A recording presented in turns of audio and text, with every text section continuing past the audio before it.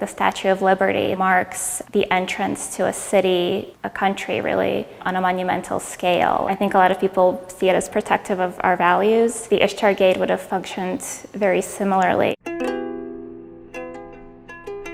There have been several exhibitions on Babylon, but they really focused on the city in its entirety. Those exhibitions didn't really go into detail on a single monument like the Ishtar Gate, nor did they focus on materials. In the late 19th century, Robert Koldewey, who was an archaeologist, had traveled across the Middle East. He discovered some fragments of glaze that were on the surface of a mound. And even though at this time Babylon was known from the Bible, it wasn't known as a site.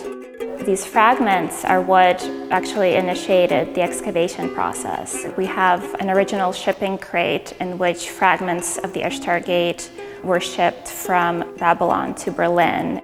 Photographs and drawings show the enormous amount of labor involved in the reconstruction process.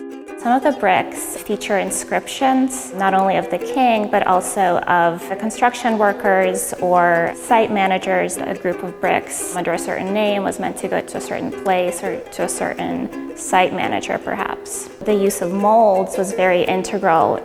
Post-Renaissance, we tend to think of artists being these creative geniuses who come up with fresh new ideas. In the ancient Middle East, there was more emphasis on tradition and replication. It was believed that the images of the gods were passed down to humanity from the beginning of time. Every time you made an image of the divine, you had to adhere to this original authoritative image. The city of Babylon had several gates leading into it. Ishtar Gate was the most decorated one that led to the most sacred parts of the city. On the gate itself, we have the bull and the Mushushu dragon, very intimate creatures to the Babylonians. They had them in their homes as amulets and figurines. They wore them on their bodies. The main piece in the exhibition is a panel with a lion. It was one of the 60 lions that paraded along the processional way. At the Met, this object was displayed very high off the ground. Here, he's more at eye level. You can really see how he's meant to be looking straight ahead and intimidating the people who are coming in.